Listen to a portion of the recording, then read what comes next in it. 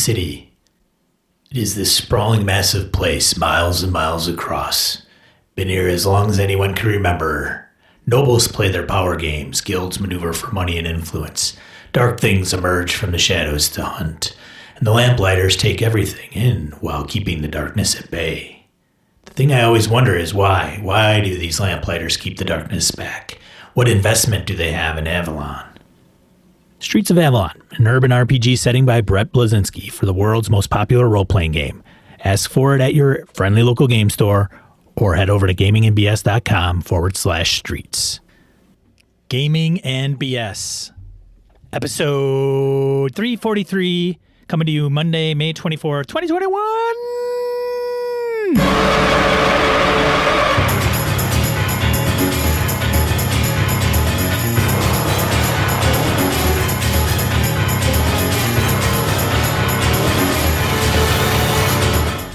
Welcome to Gaming NBS Tabletop RPG Podcast. I'm Sean. And I'm Brett. Welcome to the show, folks. Welcome back. Glad y'all on board. All right, man. Oh, God. I'm all right, Brad. How are you? I've had a better Monday than you. My Monday was fine until the end of the day. So until the risotto. I wanted to Once get the risotto hit, it went bad. I started jogging. I don't want to say running. Even a jog is probably a stretch. Mm-hmm. You know, my 20-minute mile, More of a brisk walk, really. More of a. I'm a speed walker. Look, I went downstairs, okay? I'm a cool-looking speed walker. There you go. And I left at the end of the day to go do that. And I came home, and then it was like walk dogs, and then I had to make dinner. And we get this home chef stuff, so I don't want it to go too long before I make it, otherwise it goes bad. Mm-hmm. And it's fucking risotto, man. You're not a risotto cooking kind of guy. Dude, I've made a few dinners of risotto. I am not a fan because, first of all, it's like shrimp risotto. So I got a frying pan of shrimp. I've got a boiling pot of water because the pot of water. But is the end result okay? Is it just the process? It's okay, but I sweat more making that fucking dish than I did running 3 miles. I told the wife, I'm like, look, for all that is holy, if you have a choice, please don't order any more risotto dishes. Well, it makes you feel any better. I can't run yet. I can't run or jog because the impact is too much. Are you a runner though? Have you run before? I don't mind doing it. Yeah. I'll go for like short stints and whatever, but I prefer to ruck, like put gear, grab a bag, put 40 pounds of sand in it and carry that in a backpack. That's my preference. Can't do that yet either because of the weight, but I'm healing up. I'm healing up better. So it's all good. Rucking is no joke, man. Fuck that shit. No, it is not. Last time I did that, I think was a long time ago. And I was like, my buddy Lenny and I were talking. Yeah, no thanks. Fuck that shit. Lenny and I were talking over with Nick, my buddy ex-Army. And he said something about something in Korea, 20-some miles, full gear, body armor. I'm like, holy shit. I'm glad I never was in an infantry unit. Yeah, he's infantry. Anyways, so did you get a gaming? Let's talk about gaming because that's what we're here for. Gaming. Old man complaints. Yes. What'd you do? Game Delta Green on Tuesday. Cool. Yeah. First session of the new arc. Oh yeah, new character, new arc. Yes. 2013. We're in Mexico City investigating a mishap at a nightclub. Somebody got killed, like mauled. Okay. And then there's another element to the story, and I can't remember. Something about drug cartel, probably. Good. It was going good. I'm playing Gretchen. I can't remember Gretchen's last name. She's a computer nerd from MIT. Got a little like neurosis. Okay. So a little twitchy. Very awkward, an awkward individual. Okay. So playing her, and then that was it. So this Thursday is back to Forbidden Lands, and that's all I have to say about that. I think Star Wars. I don't I don't know where that's at. Yeah, I mean, I know where it's at. I just there isn't. Don't know a where date it's gonna. scheduled. Don't know what's gonna go with it. Yeah, I had ran my first edition AD&D Forgotten Realms game for the kids. Had a really good time with that. They finished up the dungeon they were in. A lot of big brawls. We were supposed to have a Undermountain campaign, but Alpha had to cancel Thursday. But that was okay because then Friday was Horror on the Orient Express, Call of Cthulhu at Lenny's place, which was a blast. My guy is very armchair. I don't know if you recall, ages back, there was a probably would have been a meme now, but at the time there were no such thing. This is back when the internet was new. There was the How to Survive or How to Run the Perfect Cthulhu Investigation. Oh. Where basically it was this British gentleman who sat back and people called him. You'd say, "Oh yes, it sounds like it's Mr. N." Mr. N. Like, no, don't explain the name. Don't read anything to me. Just yes, go do this. Go. Yes, I'll send you some guns. Oh yes, I'll take care of this. He was basically just the armchair investigator. Everybody else went crazy and died. But so I decided to take a page from that silly concept. And my guy doesn't. I'm very armchair through the whole thing. Other people are like, should we look at that? Yes, you should absolutely go. I will go to the library and look up some history books. And I shall do this and this and this. I do not. I purposely do not engage in very dangerous things because it's not him. It's kind of fun. Nick got a little frustrated with me. He's like, I can't believe you don't actually want to see these photographs I took of the horror. I'm like, no, I don't want to see that. I saw its effects on two of you. No, I believe you. That's plenty for me. I plan to hang on to this guy as long as I can just to see how long he goes before he dies. And then Saturday was the return of Greyhawk at my place. Everybody came over and we had it in person. It was a lot of fun. They wrapped up, speaking of wrapping up dungeons, they did the same thing there. Figured out a whole bunch of stuff. They found a very creative way to repair the magical pedestal that was keeping the Sphere of Annihilation in place. They haven't figured out all the different weird connections. They understand that there's something with the Lich, Mordenkainen, and some odd thing with the Sului's Ancient Empire. They haven't pulled it all together yet, but they're pretty sure that the Giants are going to just stomp the living fuck out of the Grand Duchy of Jeff if they don't do something about it. So they're trying to figure out what to do next. That's where we left that one. So it was pretty cool. I've got AJ's running, let's see, tomorrow he's running his 5e Midgard game for Alana and I. And then this Thursday, we should be back to Undermountain, so that'll be good. That's what I got in front of me. So I actually wrote the doc group and said I'm going to withdraw. Completely? So they talked about playing in-game or in person. Oh, okay. In person. And you just don't want to do it. Well, I told him I'd get back to him. So I said, hey, I don't have any objections to it, but hey, I got other people to consider. So they were like, well, we can wear masks. We could spread out in Doc's basement. We can pipe people in if we need to, if somebody doesn't want to actually come over. Yeah. And I just like, if you're going to play in person, in my opinion, if they're going to want to play in person, now everybody's vaxxed. Okay. And so same here. Same on micro. The only caveat to my side is I've got somebody that's immunocompromised and it's just not there yet.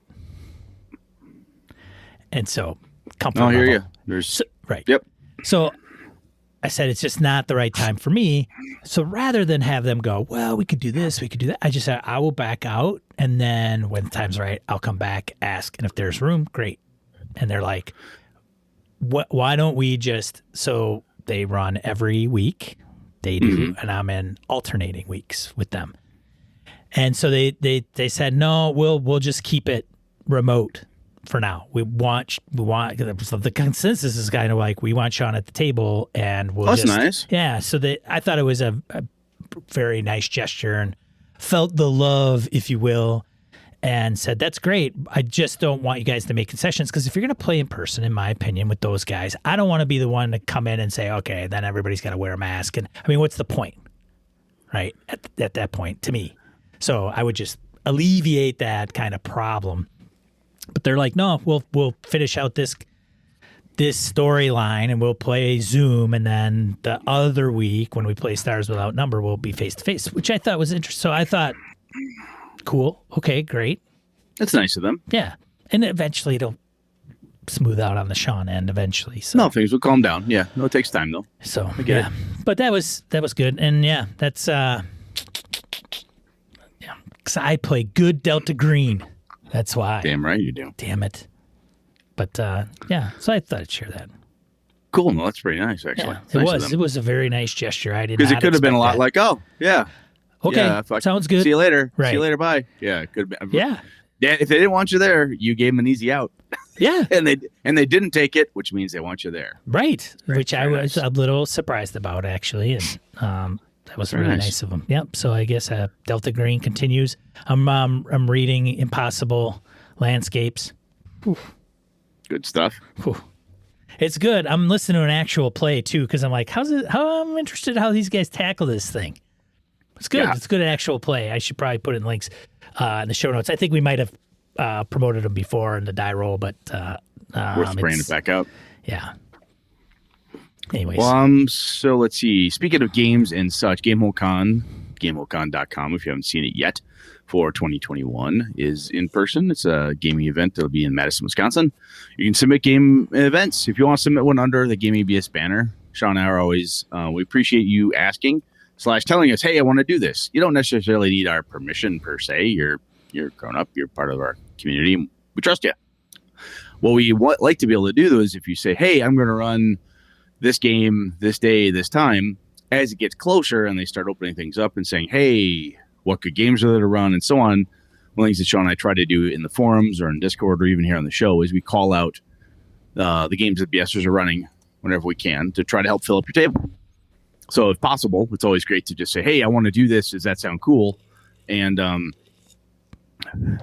hell, I mean, if you're not sure if it sounds like a good idea or, hey, I want to try this thing at Gamehole, hit the forums, go to our Discord, and bring it up.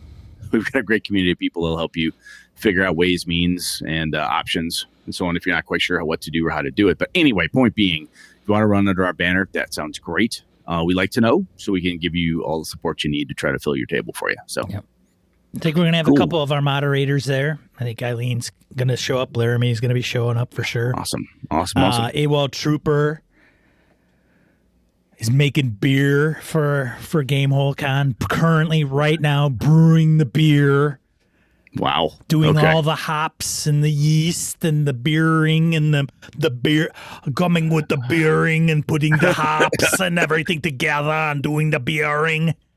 So we're gonna have to be there, Sean. We can't. There's no way we can bail now. Brett's been talking about bailing. He's like, I don't know. I might go find out if there's hunting somewhere. I might. You never know. No, I'm kidding. We got to talk about like event. I haven't submitted events yet because it was kind of like up in the air. But now it's like Mayor of Madison's like pulling the trigger. We can unmask, June 1st. Woo! Yeah, I think part of it was, quite frankly, until I want to see. I got vaccinated. You did. My whole family did. Blah blah blah. My kids are getting theirs. The second round next week. Anyway, point being is I want to kind of see how it went. And you and I have had ideas about things we could do together, separately, so on and so forth. And quite frankly, I was like, is it really going to happen, or is the rug going to get yanked out from underneath us at the last moment? Right. I don't know. Yeah. So cautiously optimistic, and now I'm becoming very optimistic / this is going to happen. So I feel more like, fuck, I should get my shit together and get some games running down there. So anyway, that'll happen. I did get my first, so I am a subscriber to Atlas Games.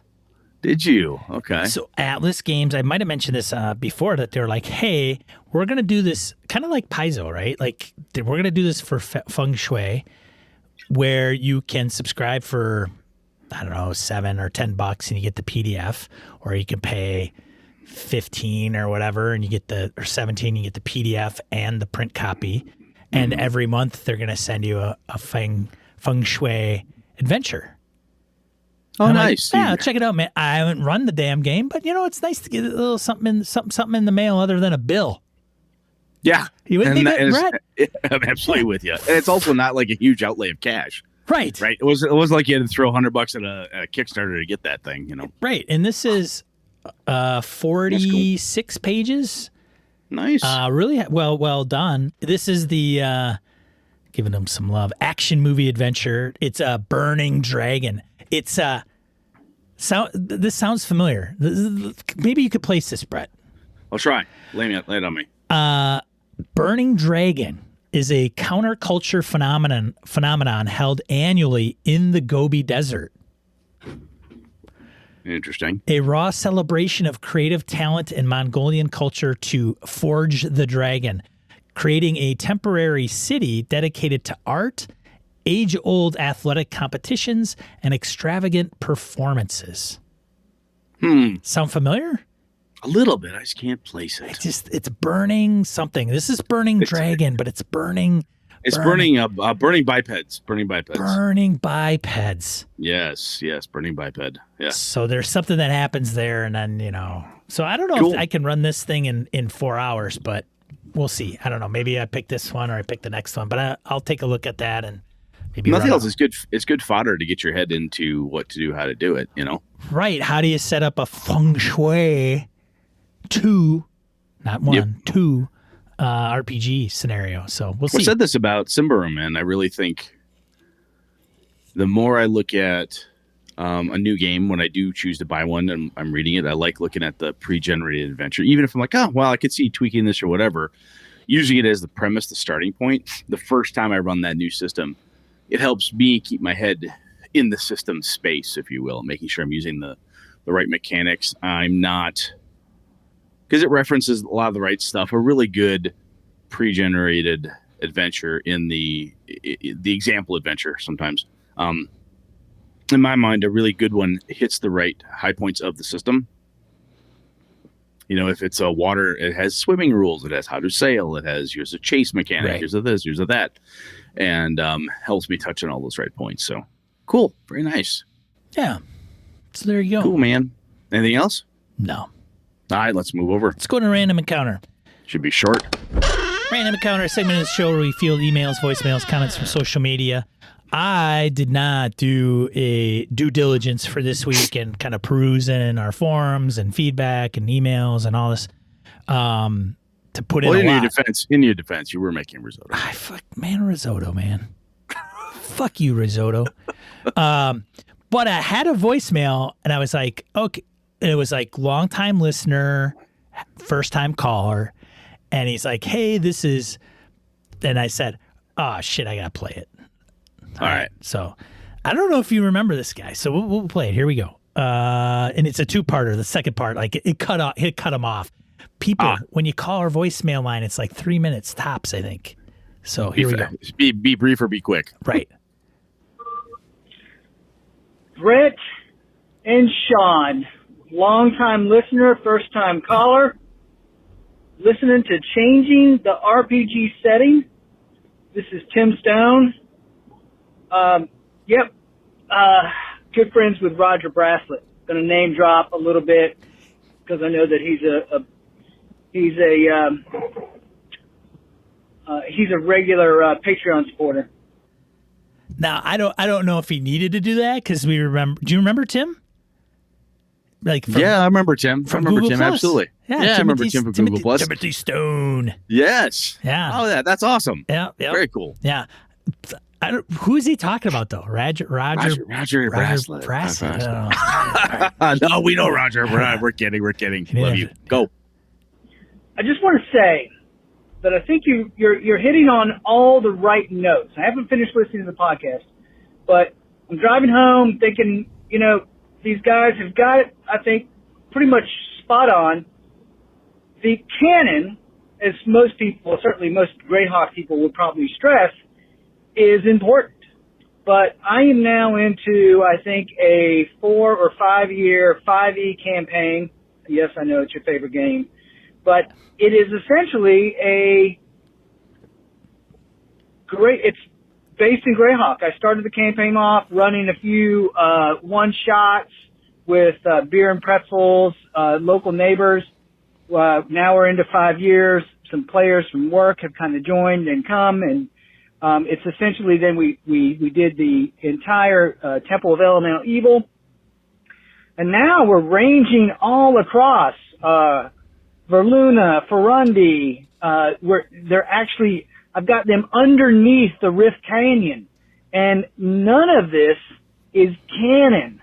And I think I want to stress that I kind of blogged about this in the April A to Z this year for 2021. It's the first time I returned after a while. And I have to tell you, I stress this in my blog posts about that, is the RPGs, the game rules, the whole idea of role-playing games themselves, and certainly what I think Gary was trying to stress, was the rules are about the friction. The dice are about the friction on the creativity that is part of the setting that they put out. I don't think Gary or Dave or any of these people wanted us to live their games. They wanted to say, hey, here's the Kingdom of Jeff or the Duchy of Jeff. I forgot where you're playing, Brett, but these are the allies. These are the major players, but the player characters and the people around your table are directly interacting with them, and it's changing the world at your table, not in everybody's shared canon. And I think that that's a great aspect. Sorry I droned on for a little while, but hey, I got cut off. I just wanted to say at the very end, I think you're hitting all the right notes. Great show. Like I said, long-time listener, first-time caller. Say hello to Roger for me, and keep on podcasting. So that ending abruption probably threw him off. It sounds like Probably did. Yeah. Tim, thanks, man. Good to hear from you. Yeah, it is. I hope he's doing all right. Yeah, no, and I think that's really cool. And there's a piece that Tim brought out there that we didn't talk about, but if he's got a 5-year campaign going, right? If you have a long-term something happening, unless even if you're running Rime of the Frost Maiden or a published something that's a big multi-year, takes you a really long time in real life, you're going to move and shake, and the things in that setting are going to get twisted around based on the activity that you do, right? And depending what he's doing, my guy's in the Grand Duchy of Jeff. There's, as I said at the top here, there's potential for the Giants to come in, and they're really worried about that. And turns out that the Duke has, through basically, a few horrible mistakes at just the wrong time, alienated a bunch of his allies and so forth. There's something else going on. It's going to get messy, and they got to figure out, are they going to get involved? Are they going to sit back and potentially watch against the Giants unfold in front of them, or are they going to do something about it, right? So it all depends what's going to happen from there. I don't know. We'll see what they do. But, you're dead right there, Tim. I like that approach, especially if you're doing big stuff, big campaigns. Don't feel that, if you're running Curse of Strahd or whatever it is you're doing in that game is effective. It's impacting big time that realm. It really is. So that's good stuff. Good points, man. It's good to hear from you, Tim. I'm glad thank you for listening, and thanks for calling in. Appreciate it. And, 5e is a fine game. It's a fine game. Damn fine game. I'm playing it tomorrow. It's a damn fine game. Yep. All right. You said with an eye roll on the side. I like it. There we go. Let's get into the main topic. Let's do it. Let's move on.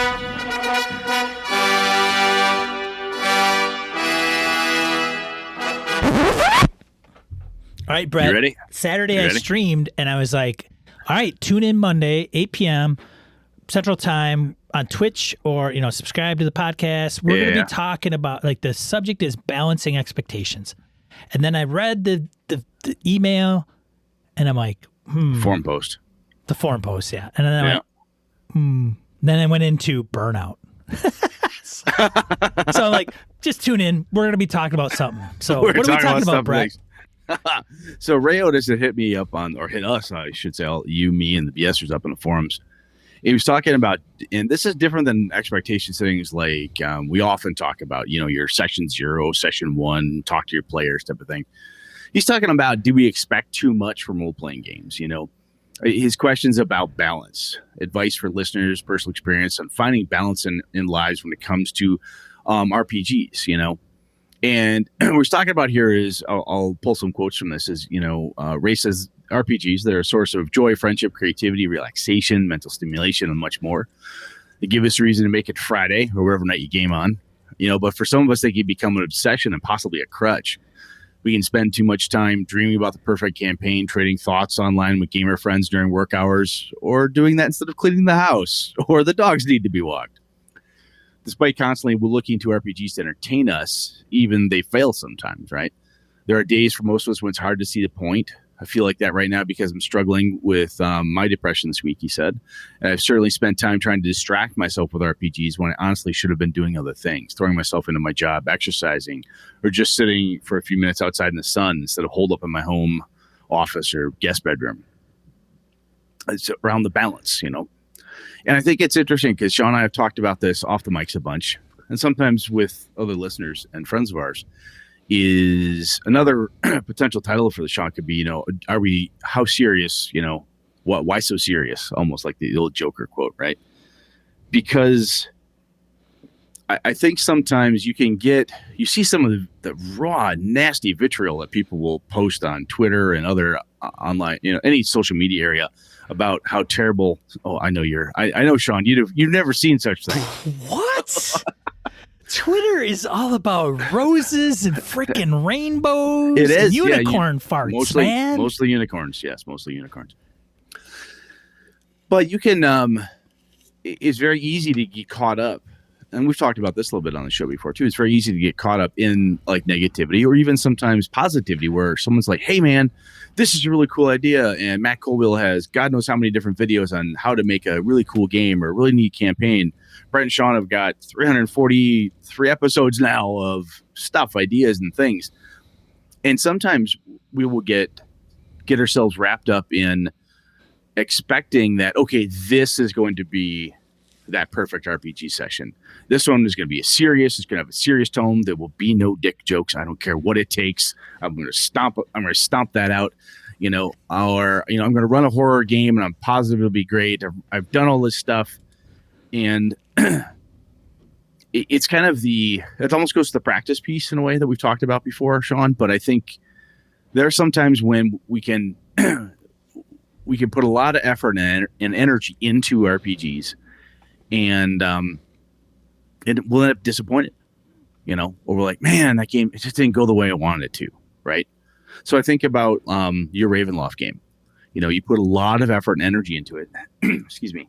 And it didn't turn out the way you had hoped it would when it got going. You're like, God damn it, And that was a bit of expectation between you and players. But even so, there was, and I've had this personally, where I put a lot of oomph into something like, yeah, this is going to be. I put a lot of thought and effort into my Warhammer First Edition RPG I ran a while back. And I ended up getting in a damn near yelling match with one of my gamers at the table. I've known these guys for 30 years, But it was like, dude, I put all this thought and energy into it. What the fuck? I never would have dreamed that somebody would have not liked it so much, right? That they would have made it difficult for me, especially a good friend of mine. I ran a game at Gamehole Con 2 years ago. I'm like, hey, I was really cool Avalon idea. This will be great. It'll be a fun time. And it was a dud from my perspective. The players like, no, that was kind of fun. Yeah, it was kind of linear, blah, blah, blah. But they were good guys and they had a good time playing with me. And they played with me before. So we had fun and figured it out. But it was a terrible campaign idea. I look back and I'm like, oh my God, if I'm going to do this, I gotta put some more meat on this bone. Good God. And I had this, so I guess what I'm saying is that sometimes we hold RPGs in this, we put a lot of effort and energy into it. Sometimes I think we almost look for too much, almost like we're looking for perfection, or we're looking for this wonderful, wonderful thing to occur, because we talk about being a beautiful art form and all this cool shit we can do. And sometimes it turns out that it's you and your best friends and you're sitting down there gaming and Ange goes, oh my God, that reminds me of this movie. And you derail for half hour talking about movies. I've gamed with Ange before. It's not like we've derailed talking about movies, but it can happen, and does this ring a bell to you, Sean? What do you think about this? You're smiling here as I talk, but do you know what I name my game groups? What ones? Good, bad, and ugly? I usually name them like best RPG group ever. Best campaign ever. Yeah. So expectation wise, I mean, I set the bar at an average level. Best possible. That's always at all times. Do you run into this ever? God. Apart from because I think part of it can lead to some burnout stuff, right? When you're like, look, I'm trying to run this series called Cthulhu game, and this group, and then we start talking about, what is it, the group? Is it me? Do I go find another group of people? And sometimes it's almost, you feel like an opium addict. You're just chasing the dragon. Like, where's the next? I'm looking for this particular high. How exactly do I find it? It can be daunting, and sometimes something as silly as a game, right? It's supposed to be fun, and sometimes we get this note in our head that I'm not going to have any fun unless the fun is exactly this way. You know what I mean? It's an adulting thing too, I think, right? Like, kids are, man, you could throw anything and be kids and they would just not get caught up with all the bullshit that some of us do as adults. Like, seriously, we do get a little pedantic on our end, I think, at times. And so just a second, your buddy who threw his books in the snow, that was in high school, right? Just to be clear. It was. So, but I'm just saying, it can be an all ages thing too. True. I do think, though, as we get older, the standards tend to be a little bit. There's stuff that wouldn't fly when we were, as adults, that we didn't care about when we were 13. It's just kind of is, right? So, but whatever. And yes, I've experienced this. And yes, it also goes to the flip side where it's like, I'll give this a shot. We'll see where it goes. Forbidden Lands was like that. We kind of started out, and I didn't, I read the rules and I read the lore, and I, got some guys together, and I'm like, well, we'll see how this goes. I mean, maybe it's like 4-session arc, the guys are loving it. They look forward to playing. It puts, fuel in the tank. I've got some sights we're going to throw at them. And then, so it goes you are raving about that game to me. Yeah, as long as I've known you, man, this is one of the games that you've been the most excited about in our 6 years of doing this. Yeah, you're wicked happy about this game. It's a good game. It's triggering a few things for me in a positive manner for a variety of reasons. Some of which even aren't the game. It could be just the group and the guys too. So, yeah, it is. Ray hit this on the head, and I think Ray's doing a reality check, and he's kind of putting things in perspective, because when I read this, and I thought to myself, screw off, Otis. Just kidding, Ray. But it's true. That's what we buy another game. We run another scenario. We think the next one is always going to be maybe better or different in a better way, in a more positive manner, and it's like, sometimes I think, me personally, I think I got to step down and kind of go, come on, like, have fun, enjoy it. Don't get too crazy. I don't have to have Michelangelo's David every time I play. Well, I do. It doesn't have to be a master. Well, I know you do. That's the problem, Brad. I think I do. You do? You just can't help yourself. You're just constantly cranking out masterpieces. These poor chumps just don't understand you. There's some, on a different note, though. On a different note, I think part of it is that doing a podcast, I think sometimes that can create an additional pressure. Strangely enough, right? So no, absolutely. It's like we're talking about this 300 episodes. We're armchair quarterbacks. We're the experts. We're the sportscasters of RPGs, if you will. I don't want to run a shitty game. Like, it's Brett. It's funny because we laugh because we've played in games where people think that person who created the game or played with Gygax when like in the 70s and 80s, and they came up, and designed modules and wrote these scenarios. And This is going to be awesome. It's going to be fantastic. And then they run the game and it sucks ass. Yeah, it's really bad. Well, I'll tell you one of the pieces that Ray hit on here is like it can be, sometimes RPGs fail us for whatever reason, right? And it can be a bummer / almost depressing. And depending what's going on in your life, that it can be, listening to RPG podcasts and playing games can be this wonderful escape, right? I know there are people out there who've had way worse, medical issues than I've had. My stupid neck problem. I went and had surgery, couldn't lift more than 10 pounds for months on end. That's a fucking depressing. As funny as it sounds, my poor wife had to shovel the driveway. Ha ha ha, Susan, I don't have to shovel the driveway. It sucks to watch my wife shovel the goddamn driveway and mow the lawn, and I can't do it because I can't take the pain. It's not good.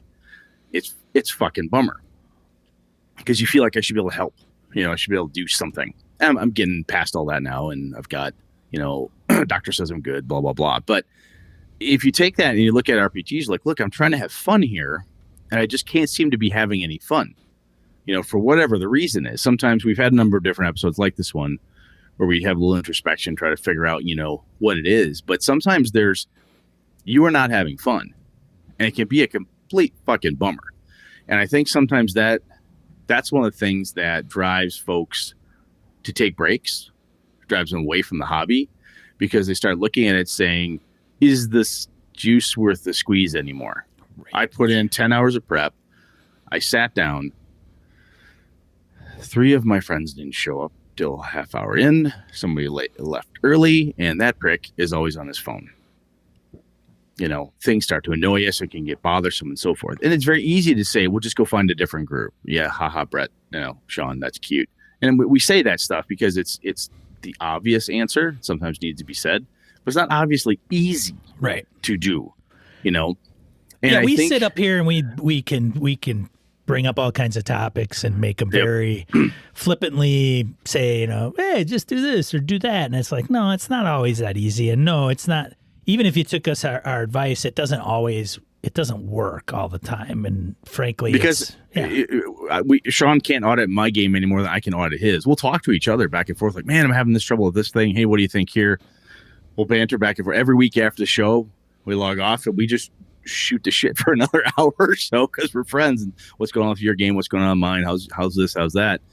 But sometimes there's shit, man, and if there's a problem in the game group, like, hey, we finally, I got to confront her. I got to confront him. I got to confront them. Oh, cripe. They're going to be pissed.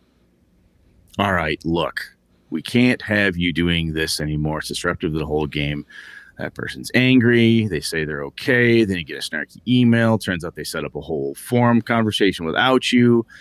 Somebody set up a game from your game group, but they didn't invite you. Was it on purpose? Was it an oversight? All this shit. And it sounds, when we say it out loud to other people, we feel like I'm just being catty. I'm just being this stupid high school kid, Why is this? Why am I being this way? Why does this even bother me? Right. But it's supposed to be fun. We want to have fun with these people and so on. And anyway, where I'm getting at is that shit it can honestly be depressing. Oh, it could definitely take its toll for sure. Yeah. It can wear you down. And I don't mean depressing as in, clinical, so on and so forth. Plenty of people fight that, and I'm not disparaging. Right. I'm just saying depressing from a feeling like, oh my God, this game is becoming work. There's no payoff anymore. I put all this time in, and I feel like I'm watching the clock. Like if you've ever been to a convention, you've been at a shit game, and you don't want to get up and walk out, and you're like, well, I only got 2 hours left of this 4-hour session. Maybe I could kill my character and then leave. No, that'd be kind of a dick move. I think I'm gonna open that up at conventions from now on. That's a good point, Brett. I'm gonna have a mini session 0 at a con. And part of it's gonna be, look, if you think this sucks for any reason and you want to leave, just feel free, grab your things, pick them up, and just say that you're going to the bathroom indefinitely. And never come back. And that's so I told you I did. I told you I did that, didn't I? That you did. That you left, or you told somebody? I left. Yeah, I left. Yeah, I packed after something a series of horribly stupid asinine things occurred. I just started packing my shit. It was a big table, And the kid sitting next to me goes, "What are you doing?" I said, "Fuck this, I'm done." I told the kid, "Fuck this." And he's looked at me, and I just packed up and I walked off. Should have looked at him like bogey or something. Like, "Hey, kid, I'm you know." I was like, I think I was maybe 20, 22 at the time, type of thing. And I'm over but getting a soda later and hear, "Hey, I should have left with you. It only got worse." Was it the kid? Yeah, he bailed with me. That's Like hilarious. 15 minutes later, he's like, "Fuck this. That guy's got the right idea." He should have probably hit you up for like a highball or something. Want to go grab a drink? Sounds Go good. get a drink. Yeah, sounds good. But I think so where I'm going with all this is sometimes, though, we do need an actual break. And if you're playing RPGs, quite frankly, in my opinion anyway, if you're not having fun for whatever that reason is, it's okay to say, "You know what? I don't want to play right now." You know? And sometimes the pressure to, if you're the game master, especially, and oftentimes we addressing game masters here, if everyone's looking at you like, well, they're the one that always runs the game. Hey, how come the new game isn't scheduled, Sean? Hey, Brett, when are we playing next? You know, and we can talk about pushing this shit off on our players. We can talk about blah, blah, blah. But this is often how, in my experience, how this functions. And sometimes that shit is very stressful. You're like, look, I run meetings 18 hours a day, 7 days a week. It feels like for work. For fuck's sake, somebody else make a decision here. I don't want to do this. Somebody help me. You know, the pressure to run the game can be a lot. I don't know what you've got going on. Sometimes the other players don't necessarily know what you got going on. Nobody knows what's going on sometimes. Yeah, absolutely not. Dynamic. No. Yeah. And it's not like you have to spill your guts and tell everybody. But honestly, there are times you can say, "Look, I need a break." And the pressure to not let people down, either as a player or as a game master, can also weigh on you heavily. Sure. And by saying not let you down is like, I can't not show up. I really don't like the game. I'm not having any fun. I have all these external pressures on me. But they're counting on me. But they're counting on me to be there. It is only once a week. And sometimes, though, that's just too much. And as a game master, like, well, if I'm not there, there's no fucking game. If nothing else, I think Sean Air, permission granted to you, dear listener. If you need that break time, please take the break time. Because this is an awesome hobby. We both believe it, otherwise we wouldn't be doing this for 340 some episodes. But sometimes you've got to take the break. And that break, do not let anybody... Sean, I've had this discussion many times. Somebody will say, "Sean, how many years have you been gaming?" "Oh, I don't know if that's enough." There's some fucked up street cred on gaming longer. Oh, right? yes. That My pal out there that thinks that you lose street cred if you haven't been gaming nonstop since you were born. Exactly. Those people. Yeah. So fuck that guy. Right. Fuck that guy in the ear with a crowbar. Right. No. If you need a break, and that break takes you a year, because guess what? You took the time off. You got whatever it is that you needed to get done. And it took you a year. And sometimes getting what you need done is not only like your personal work life, your family, your emotional health, whatever that is. The other piece could be, I hate this fucking game group, is what I've realized. I have no fun with this pack of assholes. I'd prefer to go find a different group. It might take you a while to go find a different place to game or a different group to game with, right? And that's fine. All that stuff. I know I'm not trying to preach at you here, but I think sometimes we all need to take that moment and say, are we really having a good time with this? Is it a lot of work? Am I getting anything out of it? Because at the end of the day, it's about having fun, right, Sean? I mean, we got to have a good time with this. Otherwise, what the fuck's the point? You do. You have to. It has to be a fun time, and it has to be. Yes, it has to be fun. But the thing with fun is that everybody has their own perspective of what fun is, and that is a complete it's. Rewind 300 episodes. What's fun to you is not always fun to the person across the table. And that's where you get into these weird dynamics. That's why RPGs, it's so funny. We get pegged as nerds and unsociable and, we're not self-aware and all this. And nothing could be sometimes farther from the truth. We were engaged in one of the most social activities I can think of. One of the most social hobbies, for sure. Yeah, hobbies, absolutely. Right? I think and I'm sure there's a hobby out there that's more, somebody's doing freeform jazz, like, Brett, you're a fucking moron. I get it. But this is a group of 4 to however many people they're all supposed to have an equally valid opinion about where the story goes. Right. It's tough. It's tough. Yeah. Yeah. I'm the nerd who wants, super tactical, story, but very, I want miniatures and moving around the table. Somebody else wants to be thespian actor at the table.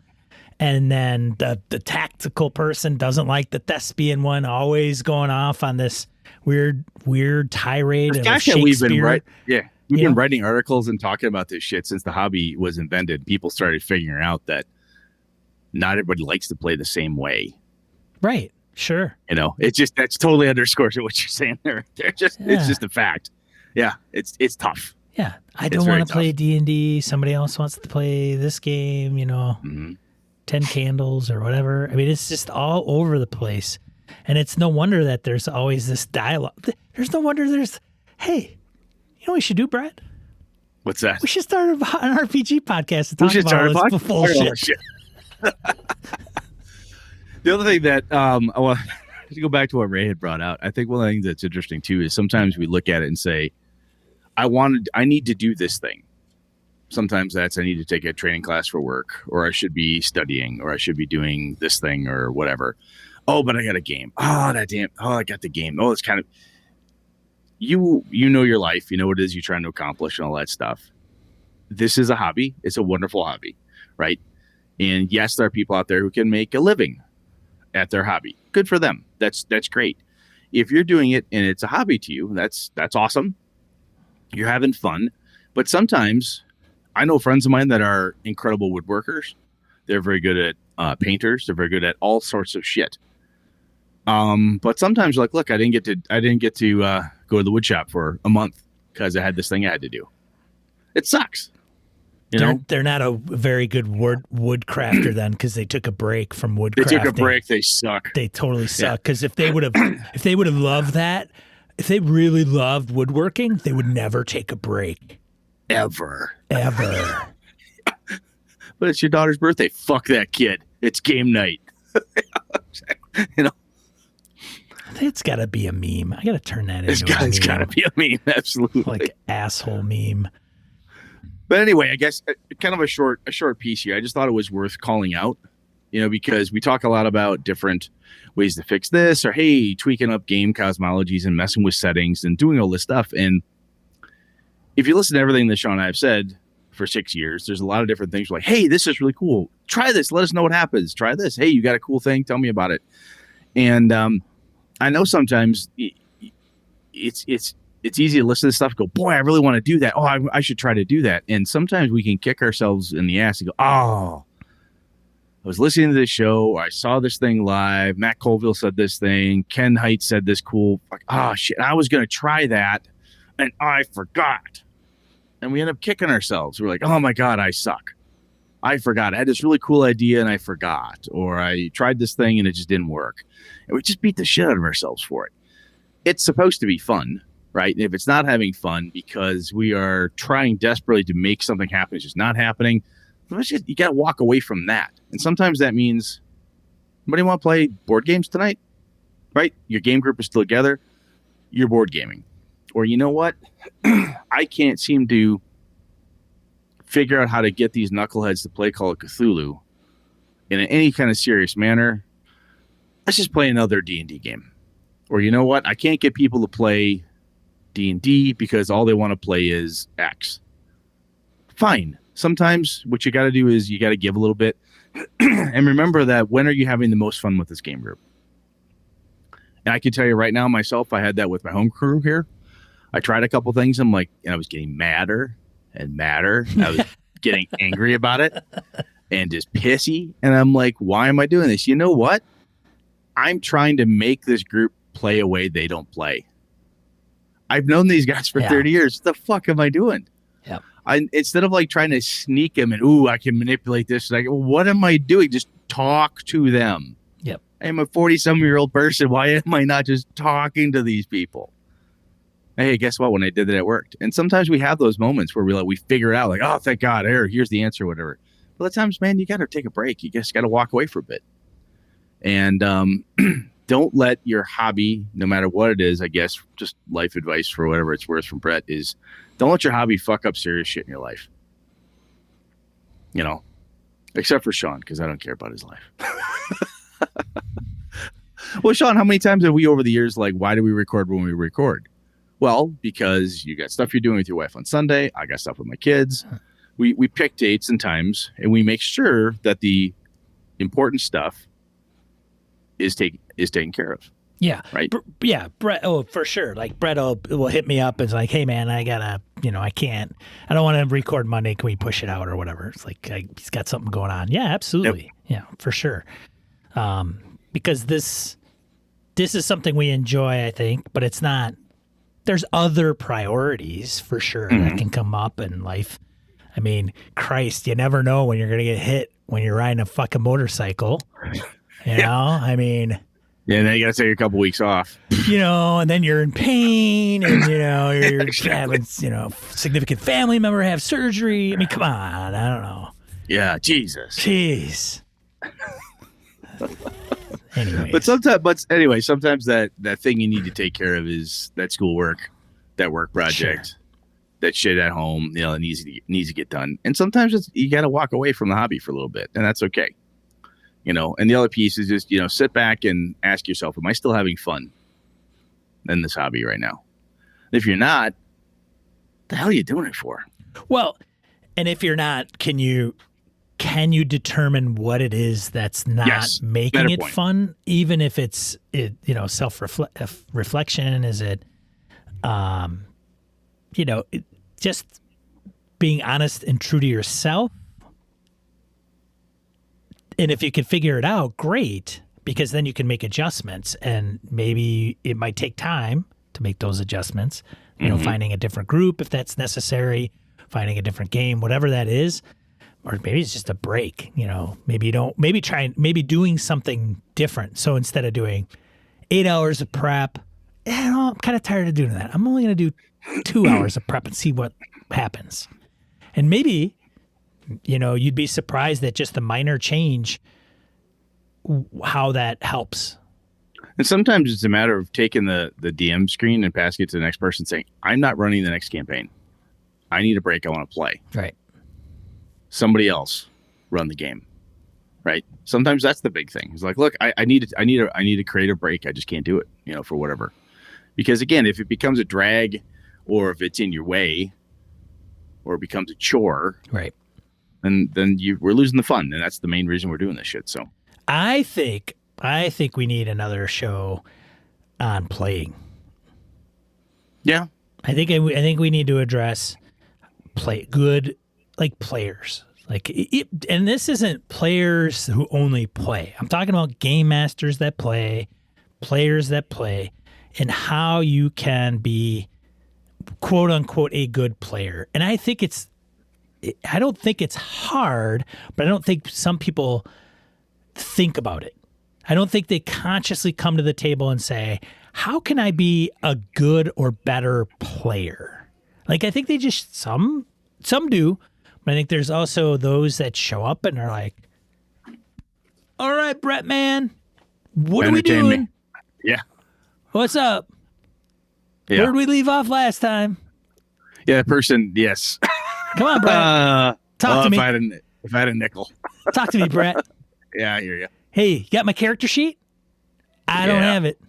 I forgot my dice. No pencil either. Yeah, stuff, busy. Come on, help me out. Yes. That's not a bad one. I'm making a note right now. Yeah. How to be a good player, says Sean. How can you be a good player?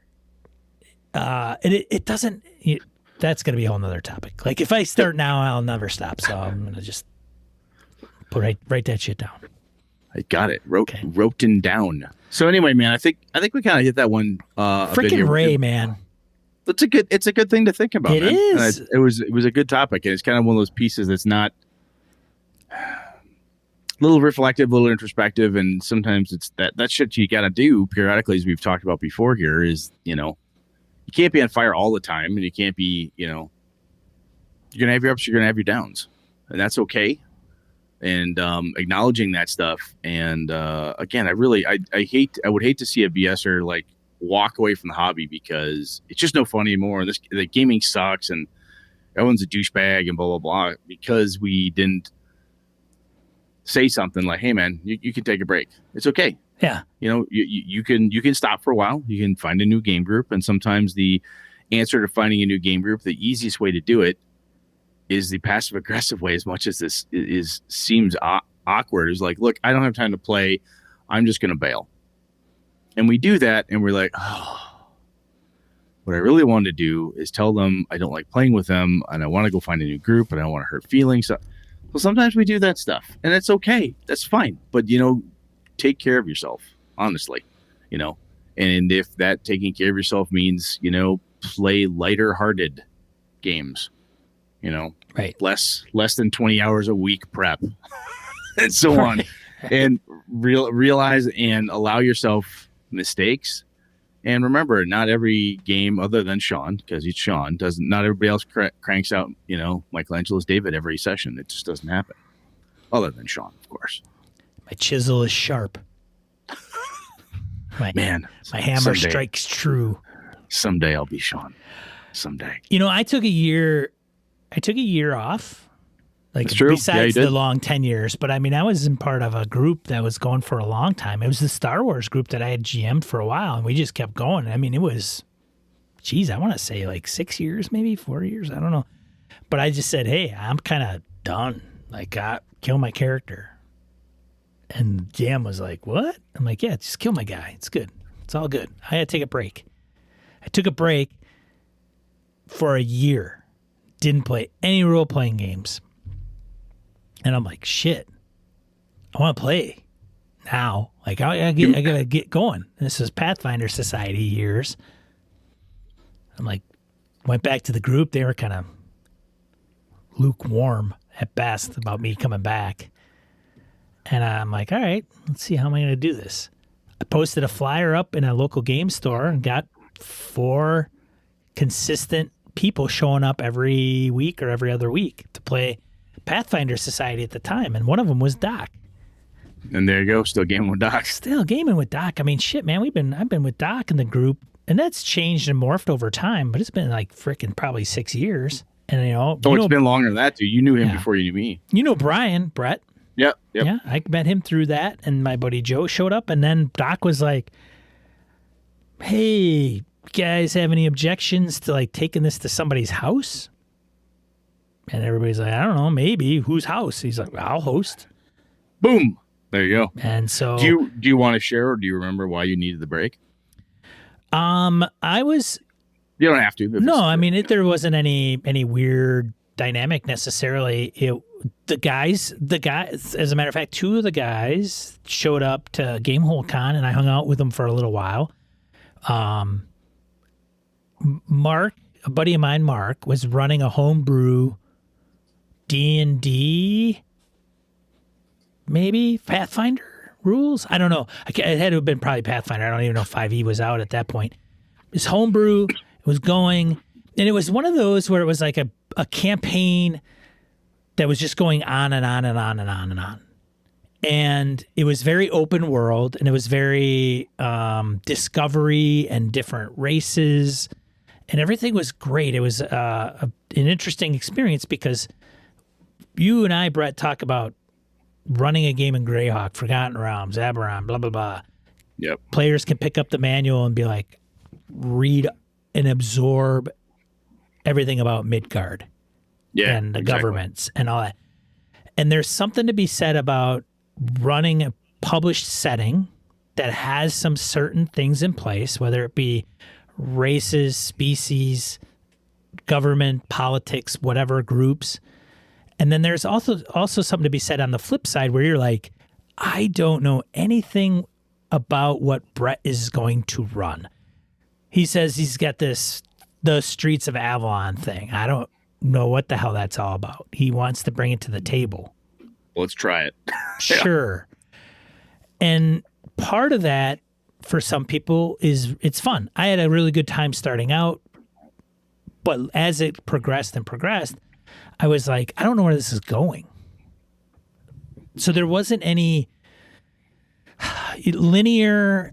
It's not railroading, but going to a sandbox, a completely empty sandbox, can be very well. We got too many choices. Yeah, there's a thing about like, this is kind of a different topic in a way, but I mean, I think what I'm hearing you say is like, look, you have, if nothing else, you like a beginning, middle, end, some kind of structure.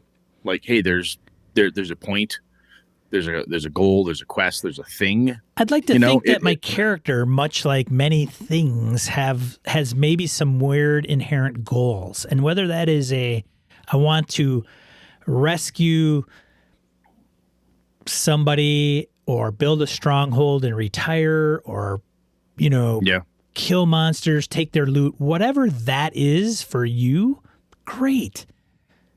But but you're not sure if that's ever going to happen, you're kind of like, Yeah, I'm kind of working on a goal here, but I don't ever seem to get a chance to do the goal. Yeah, no, I get it. Yeah, it was a great campaign, Mark. I mean, the amount of effort he put into it. I mean, he really did a top-notch job, and it was all quality all the time. He always had good plot hooks and everything, but it was very open. And I'm like, okay. Well, I mean, for whatever reason, I mean, I hear that and I go, wow, that sounds kind of cool. Right. However, is that what you want to do long-term forever? Or is this, I get it. I get that. It was a long time ago, and there wasn't any, I can't stand playing with that one guy. Or it was, this world sucks, or the adventures, or the game master doesn't know the rules. It was just hey, you know what? I think it's time for Treelorn Greenhaven. That's a great name. Treelorn Greenhaven Ranger. It's time for him to go. I think I'm willing to bet, man, that if you went now and sat down to play that similar campaign, you probably would ask different questions up front. Because I know I'm a different / I hope better gamer than I was, 20 years ago.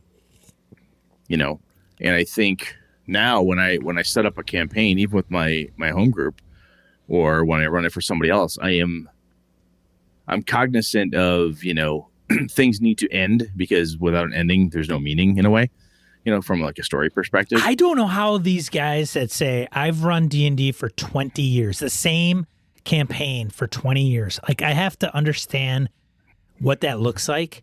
Because to me, it would be like,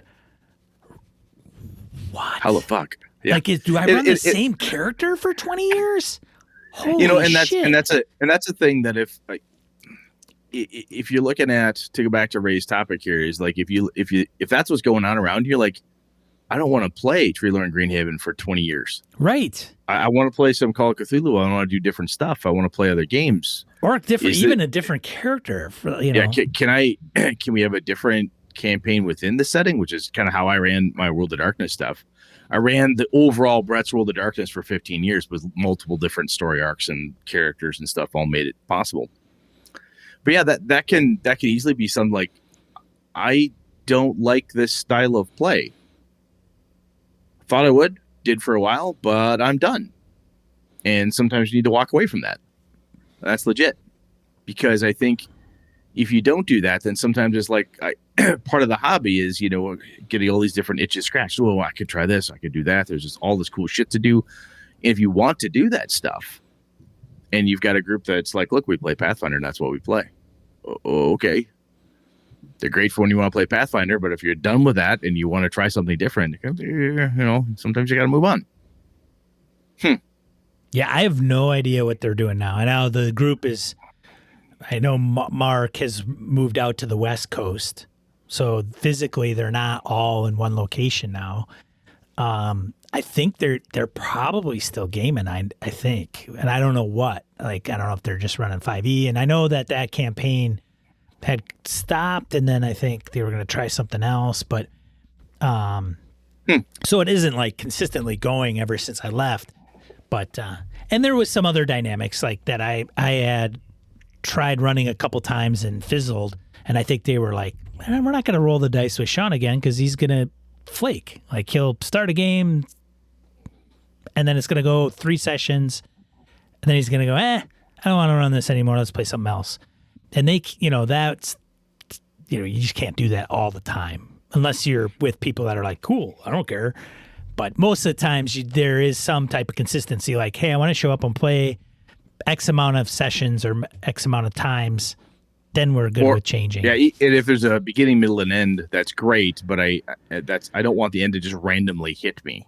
Right. And I want the end to be Sean's bored or Brett's sick of this. Let's play Star Wars. What? Right. Yeah. So I take full accountability for that component. I don't hold that against them in anything. But, I was a little disappointed, of course, not to be like, yeah, come on back, man. It'd be cool. And like, yeah, I'm like, okay, sounds like you guys have moved on. That's cool. I will just go over here. And I'll go do my own thing somewhere else. Yeah, I really wanted to. At one of the Gamehole cons, I was trying to get a Star Wars Living Force reunion going, and to try to. I don't think I think I might have had maybe hard copies of 1 or 2 of their characters, and try to get them all at Gamehole Con and actually in a private session run Star Wars with their same characters. We ended up meeting up for dinner, and that was kind of it. It was kind of weird, like, well, this guy can't show up and this guy can, and then we just got together and had a bite to eat, and that was it. So, and I don't think I pushed it as hard as I probably needed to. Like, hey, you guys doing this? Or I'm serious. Another Sean Flake. Who knows? Who knows? Who knows? It's back in the day. Anyways. Cool, man. I think we beat this one a bit here. We could probably wrap it. You good? Yeah, I'm good. Ray, if we missed the point here, man, let us know. And if anybody else thoughts, input, as we always like to hear from you all, so please let us know. And we'll move on. So, die roll? Yeah, die roll. I know I got one. Well, and I'll put the I think it's Black Project in there. Cool. Die roll, 2d4 miscellaneous points, gaming and geekery we want to bring and share with you. Akadoken pointed out a Tales from the Loop and Simba Room bundle of holding. So I've got a link in the old show notes for that. So Sean and I have been talking about that for a while. And speaking of Free League and so on, it dawned on me, I was talking to Sean about topics and stuff. We have not done a dive into Forbidden Lands since you've been running. So we're going to have to get that as a topic as well because you're having such a damn good time with it. So I'm going to shuffle some things around and we'll talk about that. That sounds like a plan. That's a good bundle. Like I was kind of like, I think I've seen either a Tales from the Loop or a Simba Room, but I was like, I don't know, because I'll probably, if I get the hard copies, I'll get the PDFs for free. And I looked at it, I'm like, and I have Tales from the Loop, but it's got some good Simba Room books in there. And I'm like, and the thing here is, we talked about when I talked about the Simba Room game, it's a different mechanics. It's a different engine than Tales from the Loop. So it's not like if you got Tales from the Loop and a Simba Room bundle, you're like, I basically got 2 games that run on the same engine. That's not true. They're 2 different games, mechanically speaking, and setting and blah, blah, blah. But anyway, the mechanics are different in each one. Right. Cool, man. And then the one I was going to put out there is the Black Project Gaming actual plays. So they are running, I tuned into them because they're running Impossible Landscapes, the campaign arc for Delta Green, which is pretty good. I'm really impressed with them. I thought I gave them a shot on a prior Delta Green AP that to me didn't keep my attention as long or as good as this one. And I think that was, they probably ran it quite and they've got like 3 ones. I think 3 of them. One is Curse of Strahd LA or something. Hold on a second. It's hold on. I'll tell you in a second. I got it right up in front of me. Barovia, I think it's called Barovia, California. Huh. So they run Curse of Strahd in like modern day LA. Interesting. I've not listened to that one, but it's, and I think the Delta Green one that I listened to was years ago, and the overall audio quality and some of the stuff that they're running in this latest one is really top notch. So very cool. Awesome, man. Yeah. I think that's it. That's it, huh? Yeah, that's it. What are you talking about next week? We were going to talk about streaming and recording RPGs because I know you've got you've been doing more streaming. You and I have both recorded RPG sessions a couple times, and I think there's some thoughts around, not only the how to do it, how to make it sound good type of thing, but I think there are some impacts like Brett, as player or game master, knowing that this is going to an audience is a different feeling and perhaps sometimes a different performance than there is if it's just you and your friends type of thing. And some things carry over better in certain environments than others. So that's kind of what I'm thinking of chatting through here. So. Yeah, that's the angle I was going for too, is like not so much here are the things you need, to keep in consideration. But, there's some folks that are like not professional streamers. So when they stream and I say, hey, Brett, introduce yourself. Any plugs? It's, okay. I don't have anything to plug, right? So some of the things some people could be aware of if they're a player or game master and they're streaming, and some of the things that you might want to tweak. Mm-hmm. Yep, exactly. In your play. Cool. Go in. All right. Well, hey, thanks everybody for showing up live during this taping of episode 343. We stream. We use actual tape too. It's pretty cool. Yeah. Duh. Actually, mostly masking. Reel to reel, baby. Reel to reel. Yes. Here on twitch.tv, 8 p.m. Central Time.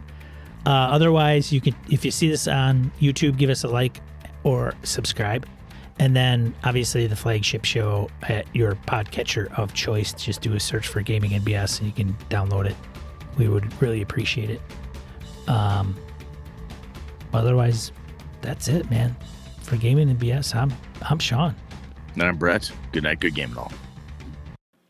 This episode of Gaming NBS produced with help from the following BSers: Vornak, Bob Fletcher, Roger French, Kevin Keneally, Miniature Master Tendrils, Mike Coleman, Wayne Peacock, Michael O'Holland, Chris Shorb, Orcus Dorcas, Todd Sharp, Craig Shipman, AWOL Trooper, Quigley Malcolm, Larry Hollis, Isaiah Aries Christian, The Duke in Purple, Ed Nyes, Jay Plata, Adam Grotejohn, Phil McClory, $1 Adventure Frameworks, Eric Frankhouse Presents, Daniel Garrett, Jim Ingram, Rory Weston, Mike Hess Jr., Ghost GM, Hoos Carl, Eric Tavola, Cole Cago, Henry Newcomb, Militia Bashinsky, Harrigan, David F. Baylog, Rich Wishon, Brian Rumble, Aaron Coleman, Jeff Goad, Aaron Ralia, Niall Diamond, Maurice, Corey Gonzalez, John Kayward, Jeff Seifert, Andy Olson, Michael Dinos, Eric Avia, Perry Basor, Laramie Wall, Brian Kurtz, Robert Nemeth, George Sedgwick, Eric Salzvadel,